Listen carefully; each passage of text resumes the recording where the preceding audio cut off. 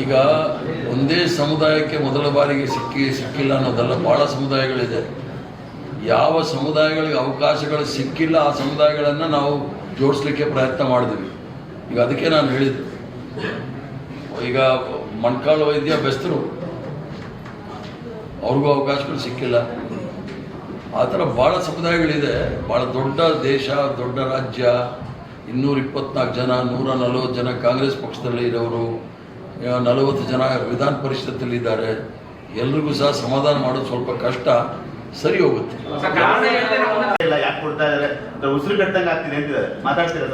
ಇರಲಿ, ಎಲ್ಲರ ಹತ್ರನೂ ನಾನು ಮಾತಾಡ್ತೀನಿ. ನಾನು ಕಾಂಗ್ರೆಸ್ ಪಕ್ಷದ ಅಧ್ಯಕ್ಷ, ಪ್ರತಿಯೊಬ್ಬರಿಗೂ ಸಹ ಮಾತಾಡಬೇಕು. ಕಾರ್ಯಕರ್ತರಿಂದ ಹಿಡಿದು ನಾಯಕರಿಂದ ಹಿಡಿದು ಎಲ್ರಿಗೂ ಮಾತಾಡ್ತಾ ಇರ್ತೀನಿ.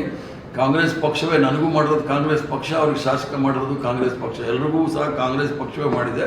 ಅದೇನಾದರೂ ಸಮಸ್ಯೆ ಇದೆ ಬಗೆಹರಿಸ್ತಕ್ಕಂಥದ್ದು ಕಾಂಗ್ರೆಸ್ ಮಾಡಿದೆ. ಸರ್, ಇನ್ನೊಂದು ನೇರ ಪ್ರಶ್ನೆ. ಅಸಂಖ್ಯಾತ ನಿಮ್ಮ ಅಭಿಮಾನಿಗಳೇ BK ಪ್ರಸಾದ್ ಅವರು ಮಿನಿಸ್ಟರ್ ಆಗ್ತಾರೆ ಅನ್ನೋ ವಿಶ್ವಾಸ ಇತ್ತು, ನಮಗೆ ಇತ್ತು ಸರ್. ಅದು ದೊಡ್ಡ ಷಡ್ಯಂತ್ರ.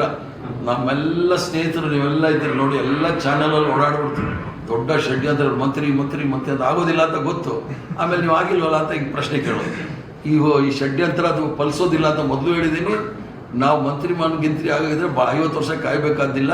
ಅದು ಈ ಸಂದರ್ಭದಲ್ಲಂತೂ ಆಗೋ ಪ್ರಶ್ನೆನೇ ಇಲ್ಲ. ಈಗ ಕೆಲವರು ಫಸ್ಟ್ ಟರ್ಮ್ ಅವ್ರು ಇದ್ದಾರೆ, ಕೆಲವರು ಸೆಕೆಂಡ್ ಟರ್ಮ್ ಅವ್ರು ಇದ್ದಾರೆ. ಸೆಕೆಂಡ್ ಟರ್ಮ್ ಅವ್ರಿಗೆ ಕಾರಣಾಂತರದಿಂದ ಆಗ್ತಾ ಇಲ್ಲ. ಮಾಡೋಣ ಅಂದರೆ ಆ ಕಾರಣ ಯಾಕೆ ಅಂತ ಹೇಳೋಕೆ ಹೋಗೋದಿಲ್ಲ, ನಿಮಗೆ ಗೊತ್ತಿದೆ. ಇವೆಲ್ಲ ನಡೀತದೆ.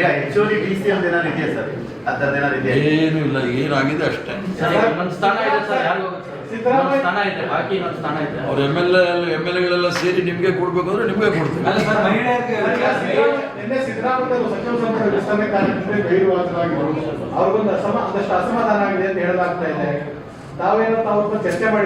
ನನಗೆ ಯಾರು ಅಸಮಾಧಾನ ಆಗಿದೆ ಅಂತ ಹೇಳಿಲ್ಲ. ನೀವು ಹೇಳೋದಕ್ಕೆ ಕೇಳೋದು ನನಗೆ ವರದಿ, ವಿಶೇಷ ಸುದ್ದಿ.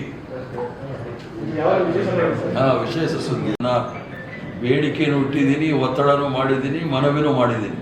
ಆದ್ದರಿಂದ ಭಾರತೀಯ ಜನತಾ ಪಾರ್ಟಿ ಸಬಲೀಕರಣ ಎಷ್ಟಿದೆ ಅಂತ ನಾವು ನೋಡಬೇಕು. ಅವರು ಎಷ್ಟು ಮಹಿಳೆಯರಿಗೆ ಅವಕಾಶಗಳು ಕೊಟ್ಟಿದ್ದಾರೆ ಅನ್ನೋದು ನೋಡಬೇಕು. ಈ ಸರ್ಕಾರದಲ್ಲಿರ್ಬೋದು, ಏಕೈಕ ಮಹಿಳೆಯರಿಗೆ ಸ್ಥಾನ ಕೊಡೋದು. 33% ರಿಸರ್ವೇಶನ್ ಕೊಡಿ ಅಂತ ಹೇಳ್ತೀರಾ, ಅಲ್ಲಿ ಬಿಲ್ಲಿಗೆ ಸಪೋರ್ಟ್ ಕೊಡ್ತೀವಿ ಅಂತ ಹೇಳ್ತೀರಾ, ಇಲ್ಲಿ ಆಯ್ಕೆ ಮಾಡಕ್ ಮಾತ್ರ ಹಿಂದೆ ಮುಂದೆ 33% ನಾವು ಪಾಸ್ ಮಾಡಿದ್ದು ಸೋನಿಯಾ ಗಾಂಧಿ ಅವರು 2015 ಇಸ್ವಿನಲ್ಲಿ ಮಾಡಿದ್ರು. ಏನು ಭಾರತೀಯ ಜನತಾ ಪಾರ್ಟಿ ಅವ್ರು ಏನು ದೊಣ್ಣೆ ಹಿಡ್ಕೊಂಡು ಏನು ಕಾಯ್ತಾ ಇದ್ರಂತೆ? ದೊಣ್ಣೆ ಕೈಲಿ ಹಿಡ್ಕೊಂಡಿದ್ರೆ ಏನು ಕಾಯ್ತಾ ಇದ್ದಾರಂತೆ? ಅದು ಯಾವ ಪ್ರಾಣಿ ಕಾಯ್ತಾ ನಾನು ಹೇಳಕ್ಕೆ ಹೋಗೋದಿಲ್ಲ. ಈಗ ಸುಮ್ಮನೆ ಕಣ್ಣೊಡ್ಸೋ ಕೆಲಸ ಮಾಡ್ತಾ ಇದ್ದಾರೆ. ನಮ್ಮ ಪಾರ್ಟಿನಲ್ಲಿ ಈಗಾಗಲೇ 33% ಅವ್ರಿಗೆ ನಾವು ಮೀಸಲಾತಿಟ್ಟಿದ್ದೇವೆ ಮಹಿಳೆಯರಿಗೆ, ಪಾರ್ಟಿ ಪದಾಧಿಕಾರಿಗಳಿಗೆ.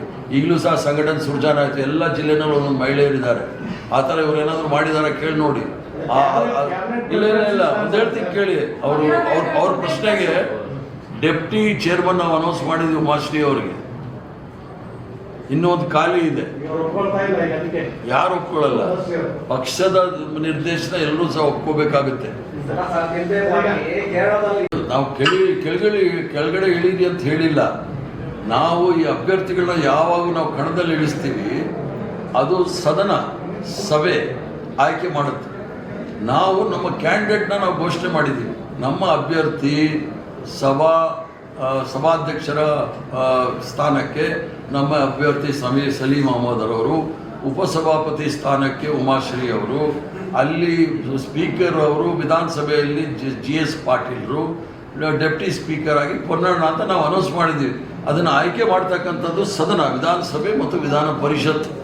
ಅಲ್ಲಿ ಬಂದಾಗ ನಾವು ಅಲ್ಲಿ ಪ್ರಕ್ರಿಯೆಗಳು ಅಥವಾ ಕಾನೂನು ಅಥವಾ ನಿಯಮಗಳನ್ನು ಪಾಲನೆ ಮಾಡಿದಾಗ ನಮ್ಮನ್ನು ಪ್ರಶ್ನೆ ಮಾಡಬೇಕು.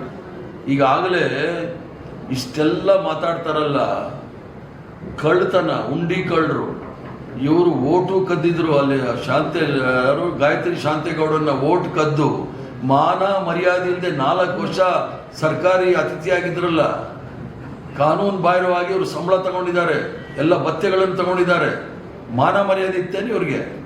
ಡೆಪ್ಟಿ ಸ್ಪೀಕರ್, ಅದು ಸುಪ್ರೀಂ ಕೋರ್ಟ್ ಹೇಳಿದ ಮೇಲೂ ಕೂಡ ಹೋಗಿ ಇವರು ನಾವು ರಾಜೀನಾಮೆ ಕೊಡ್ತಿದ್ದ.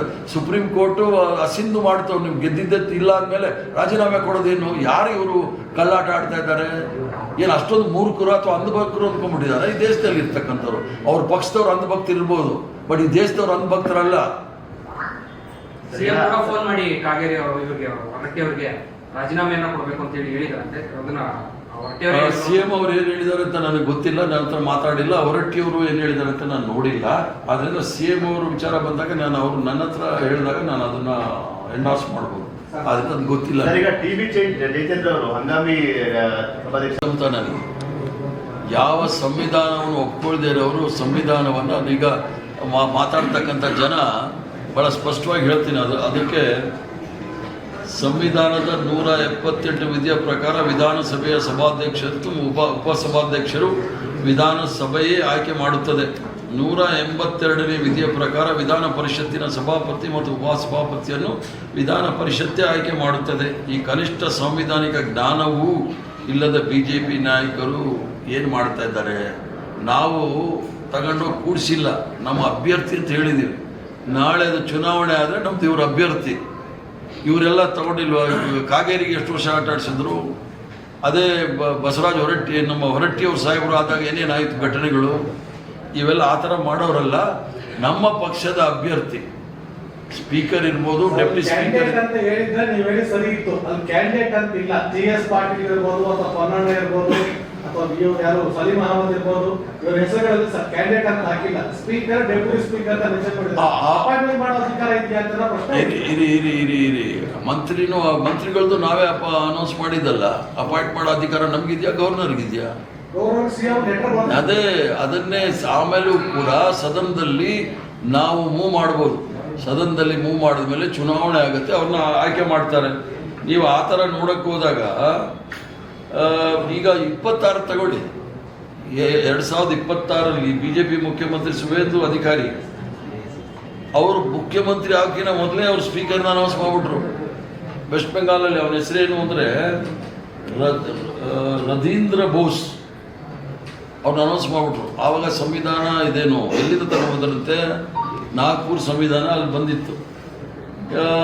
ಅದು BJP ಅವರು ನಮಗೆ ಸಂವಿಧಾನದ ಪಾಠ ಹೇಳೋದೇ ಬೇಕಾಗಿಲ್ಲ.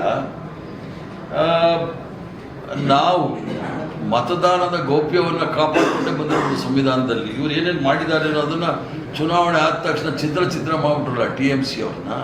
ಯಾವ ಸಂವಿಧಾನ ಯಾವ ರೂಲ್ ಸಭಾಧ್ಯಕ್ಷರು ವಿಧಾನ ಪರಿಷತ್ ಸಭಾ ವಿಚಾರದಲ್ಲಿ ಬಟ್ ಬೆಳಿಗ್ಗೆ ಪ್ರಿಯಾಂಕಾ ಖರ್ಗೆ ಅವರು ಹೇಳ್ತಾರೆ ನಿನ್ನೆ ಸರ್ವಪಕ್ಷಗಳ ಸಭೆ ಇತ್ತು, ಆ ಸಂದರ್ಭದಲ್ಲಿ ಆತರದಲ್ಲಿ ಸೈನ್ ಮಾಡೋಗಿದ್ದಾರೆ ಅನ್ನುವಂಥದ್ದು. ಅಂದ್ರೆ ಒಂದು ರಾಜ್ಯದ ಸಚಿವ ಸಂಪುಟವನ್ನ ನಿರ್ಧಾರ ಮಾಡುವಂತ ಸಂದರ್ಭದಲ್ಲಿ ಯಾಕೆ ಈ ತರ ಗೊಂದಲ? ಸರ್ವಪಕ್ಷದ ಸಭೆ ಬೇರೆ, ಮಂತ್ರಿಮಂಡಲದಲ್ಲಿ ಆಗುವ ಸಂದರ್ಭದಲ್ಲಿ ಬೇರೆ. ಆ ವಿಚಾರಗಳನ್ನು ಅದೇನಾಗಿದೆ ಅನ್ನೋದು ನಾವು ಚರ್ಚೆ ಮಾಡೋಕ್ಕಾಗೋದಿಲ್ಲ. ಅದನ್ನು ಪಕ್ಷದ ದೃಷ್ಟಿಯಿಂದ ನಾವು ಮಾಡಿದ್ದೇವೆ. ಅವ್ರಿಗೂ ಮನ್ಕಾಳ್ ವೈದ್ಯ ಅವ್ರಿಗೂ ಸಹ 3 ವರ್ಷ ಅವಕಾಶಗಳು ಕೊಟ್ಟಿದ್ದೀವಿ. ಮುಂದೆ ಬೇರೆ ಏನಾದರೂ ಅವಕಾಶಗಳು ಸಿಗುತ್ತೆ.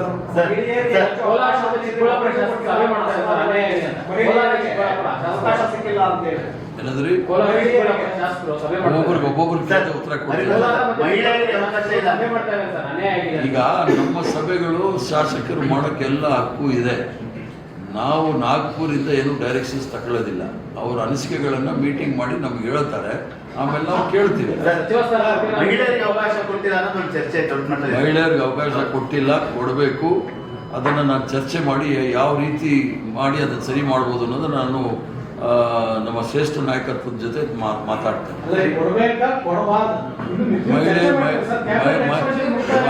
ಮಹಿಳೆಯರಿಗೆ ಅವಕಾಶ ಕೊಡಬೇಕು. ನಾನು ಅಧ್ಯಕ್ಷನಾಗಿ ಹೇಳ್ತಾ ಇದ್ದೀನಿ. ಸರ್, ಈಗ BK ಪ್ರಸಾದ್ ಅವರು ನೇರ ನಿಷ್ಠುರವಾದಿ ಏನೇನಾದ್ರು ಹೇಳುವಂತ ಈ ಸಚಿವ ಸಂಪುಟ ಈಗ ಆಗ್ತಾರ ಗೊಂದಲಗಳೆಲ್ಲ ನೋಡಿದ್ರೆ ನಿಮಗೆ ತೃಪ್ತಿ ತಂದಿದೆ ಸರ್ ಈಗ ಮಾಡಿರೋದು? ಈಗ ನನಗೆ ಬಹಳಷ್ಟು ತೃಪ್ತಿ ತಂದಿದೆ. ಏನು ಅಂದರೆ ಒಬ್ಬ ಕಾರ್ಮಿಕ ದಂಪತಿ ಮಗನಿಗೂ ಸಹ ಅವನು ಪೌರ ಕಾರ್ಮಿಕ ಆಗಿದ್ದ. ಜಿಲ್ಲಾ ಪರಿಷತ್ ಮೆಂಬರ್ ಆಗಿ MLA ಆಗಿ ಅವನಿಗೆ ಅವಕಾಶ ಸಿಕ್ಕಿರೋದು ನೋಡಿದಾಗ ನನಗಾಗಿರೋ ಸಂತೋಷ ಯಾರಿಗೂ ಆಗಿರೋದಿಲ್ಲ. ಇನ್ನೂ ಕೆಲವು ಸಮುದಾಯಗಳಿಗೆ ಅವಕಾಶಗಳು ಮಾಡಿರೋದಿದೆಯಲ್ಲ, ST ಇರ್ಬೋದು, SC ಅವ್ರಿಗೆ ಸಾಕಷ್ಟು ಅವಕಾಶಗಳು ಮಾಡಿಕೊಟ್ಟಿದ್ದೀವಿ. ಭಾಳ ಸಮಾಧಾನ ಇದೆ ನನಗೆ. ಯಾಕಂದರೆ ಸಾಮಾಜಿಕ ನ್ಯಾಯದಲ್ಲಿ ಕಾಂಗ್ರೆಸ್ ಪಕ್ಷ ನಂಬಿಕೆ ಇಟ್ಕೊಂಡಿರ್ತಕ್ಕಂಥದ್ದು. ಎಲ್ಲ ವರ್ಗದವ್ರಿಗೂ ಸಹ ಅವಕಾಶ ಮಾಡಿಕೊಡ್ಬೇಕು ಅಂತ ಒಂದು ಪ್ರಯತ್ನ ಮಾಡಿದ್ದೀವಿ. ಅದು ಸಂಪೂರ್ಣ ಅಂತ ನಾನು ಹೇಳೋದಿಲ್ಲ. ಎಲ್ಲ ಸರಿ ಹೋಗಿದೆ ಅಂತ ಹೇಳೋದಿಲ್ಲ. ಕೆಲವು ಆಗಿರ್ಬೋದು ಲೋಪದೋಷಗಳು, ಕಾರಣಾಂತರದಿಂದ ಆಗಿರುತ್ತೆ. ಅದು ಮುಂದಿನ ದಿನಗಳು ಸರಿ ಮಾಡಿಕೊಡ್ತಾರೆ. ಸಾಂವಿಧಾನಿಕ ಹುದ್ದೆ ಆದಂತೆ ಆಗುತ್ತೆ. ಈಗ ತನ್ವೀರ್ ಸೇಠ್ ಅವ್ರಿಗೆ ಅನ್ಯಾಯ ಆಗಿದೆ ಅಂತ ನಾನು ಒಪ್ಕೊಳ್ತೀನಿ. ಆದರೆ ಆ ಸಮುದಾಯಕ್ಕೆ ಯಾವತ್ತೂ ಸಹ ಇಷ್ಟೊಂದು ಪ್ರಾತಿನಿಧ್ಯ ಕೊಟ್ಟಿಲ್ಲ, ಪ್ರಾತಿನಿಧ್ಯವನ್ನು ಸಹ ಕೊಟ್ಟಿದ್ದೇವೆ. ಸರ್, ಗಾಯತ್ರಿ ಶಾಂತೇಗೌಡರಿಗೆ ಕೊನೆ ಕ್ಷಣದಲ್ಲಿ ಮಿಸ್ ಆಗಿದೆ. ಗಾಯತ್ರಿ ಶಾಂತೇಗೌಡರಿಗೆ ಕೊನೆ ಕ್ಷಣದಲ್ಲಿ ಮಿಸ್ ಆಯಿತು. ಗಾಯತ್ರಿ ಅದನ್ನು ನಾವು ಚರ್ಚೆ ಮಾಡುವಂಥ ವಿಚಾರ ಅಲ್ಲ. ಅದು ಕಾಂಗ್ರೆಸ್ ಪಕ್ಷದಲ್ಲಿ ಕೆಲವು ತೀರ್ಮಾನಗಳನ್ನು ತಗೊಳ್ತಾ ಇರ್ತಾರೆ. ಎಲ್ಲರಿಗೂ ಸಹ ಸಮ ಅವಕಾಶಗಳು ಕೊಡ್ತಕ್ಕಂಥ ಒಂದು ಕೆಲಸವನ್ನು ಪ್ರಯತ್ನ ಮಾಡ್ತೀವಿ ಅಷ್ಟು. ಅದಕ್ಕೆ ಬೇರೆ ಏನು? ಮೂರು ಪಟ್ಟಿ ಬದಲಾಯಿತು.